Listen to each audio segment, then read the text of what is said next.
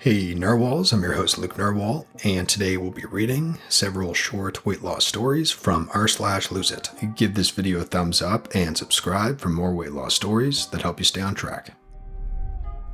I'm finally realizing how much harder weight loss is for some people. Stats: 5'8" female, starting weight 207 pounds, current weight 163, and goal weight 140.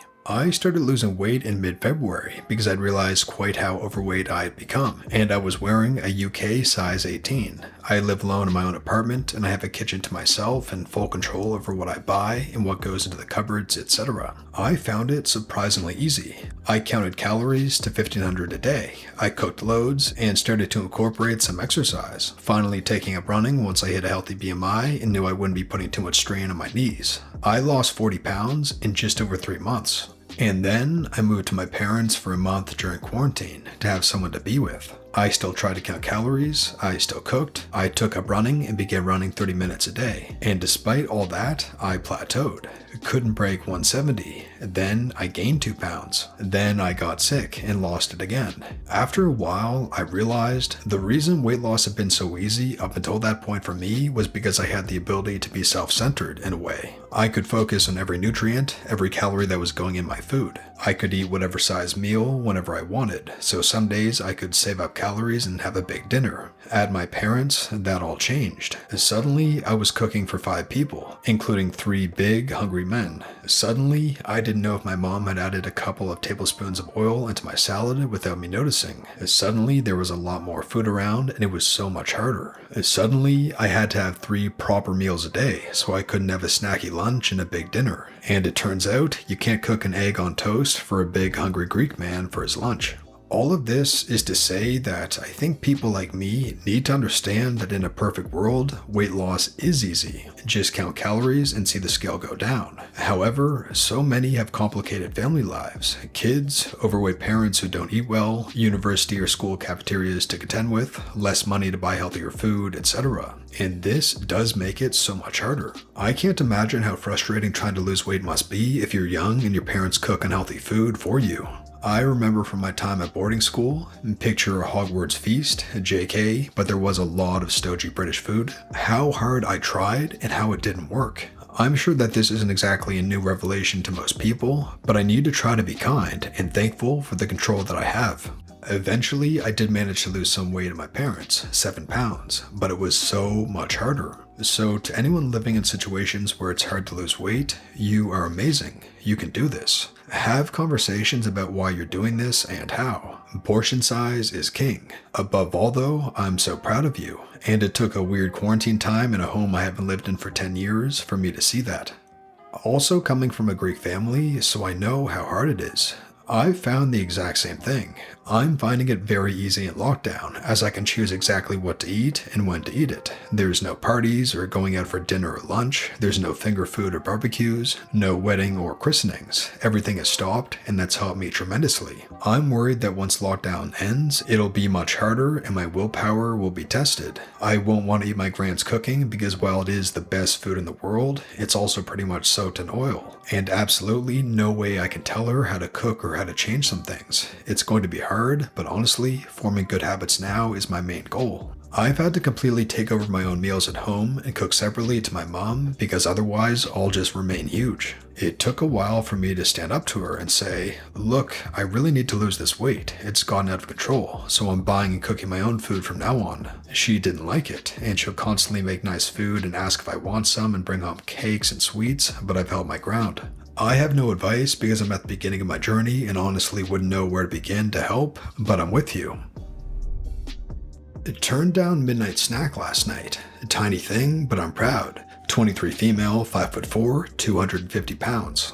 So, I live with one of my very best friends who I love to pieces. We both enjoy food, as we eat a lot together and we tend to be big snackers together, especially at night. Well, last night around 8 p.m., I'd already eaten dinner. I commented that I could eat something else but didn't know what I wanted. He suggested a piece of cake or some toast, but I was undecided so didn't go get anything. An hour later, he said, "You know, if you're hungry, you could go and get the hobnobs from the kitchen." I was about to get up, just out of habit. We eat a lot of biscuits in the evenings. But then I stopped myself and thought about it. And instead of going to get the biscuits, I said, "You know, I don't actually think I'm hungry. I think I'm just bored." To which he replied, "If you're bored, we should definitely have hobnobs." But I didn't go get them. Way later, around 11:30 p.m., my flatmate went to the kitchen and got the hobnobs, which, fine, I'm not policing what he eats at all, and offered me one. And I was tempted. I was so tempted. I could have sat there at midnight eating an entire packet of hobnobs with him. I really could have. But instead, I said, "Nah, I'm good, thanks." And even when he waved them at me and offered them again, I said, "Nah, I'm going to bed after this episode. I'm good." I don't know, I know this is a tiny thing, but it felt huge to me. Not only did I recognize that I wasn't actually hungry, I was just bored, but I decided not to get food I didn't really want based on that, and then turn down food that I really enjoy, even when it came to me. Additionally, we sat in the living room together for another half an hour watching our show, and the biscuits were right there beside me. I could have changed my mind, reached over and taken one at any point, but I didn't.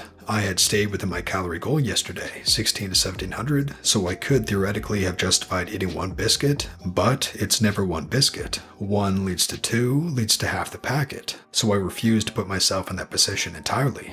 I don't know, I was just very proud of myself and wasn't sure who to tell, so I thought I'd post here. My 10-year-old is no longer obese and is now at a healthy weight for her age and height. About a year ago, my daughter's doctor pulled me aside at the end of her appointment and mentioned her weight as a problem, for which I am grateful. My doctor has never said anything to me about mine, even though I know I have issues as well. I really struggle with the advice from a nutritionist. The meals at school aren't healthy. Despite everything being whole grain, they get as many chocolate milk cartons as they want, and dessert with both breakfast and lunch. I don't have the time to pack lunches or make breakfast for 5 kids since I'm out of the door by 5 a.m. for work. Her dad's family is full of obese people who think that healthy food is expensive and saves it for the adults who are currently doing whatever crash diet is popular at the time. All I really have control over is weeknight dinners and meals every other weekend. So this is what I did. Added a vegetable to every meal at home besides breakfast. Still can't figure that one out. I stopped buying snacks and desserts unless it was for a holiday or birthday, and then moderated the leftover portions with meals until they were gone. And I signed up all the kids for every sport they showed even the slightest interest in. And that was it. She grew 4 inches and lost 6 pounds over the course of a year. Nobody felt like they were on a diet. The rest of the kids are still healthy, even though they were all at healthy weights before we started our diet. Her doctor didn't say anything to her at her appointment, but gave me a thumbs up on the way out. I'm still obese and figuring out how to handle my stress without medicating it with food, but I'm so proud of her, and of myself really. She can practice with the other gymnasts without feeling self-conscious in her leotard. She wears a sports bra and shorts to cheer practice like all the other girls without hiding herself behind baggy sweats. And best of all, she has no idea that she was ever on a diet or that her weight was a concern. She just thinks that this is life, being active and eating a salad before digging into a reasonable portion of lasagna. I have no sympathy for parents of obese children now. If you love them, you will set them up for success in life. Don't pass your addictions down to your children. And that brings us to the featured narwhals of the day from our subreddit. Our subreddit is a place to share pictures, ask questions, and get support on your weight loss journey. To join, just open the description below and click the top link.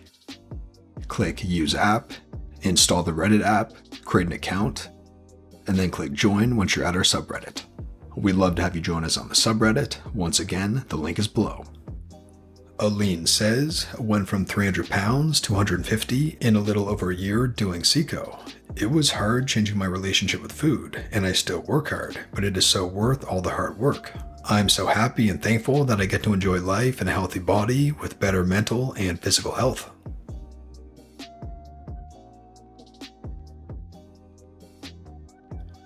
BT Badger says, 30 pounds down, 238 pounds to 208 today. 6 months, hard work on and off with calorie deficit, as well as knocking 8 minutes off my 5-kilometer time.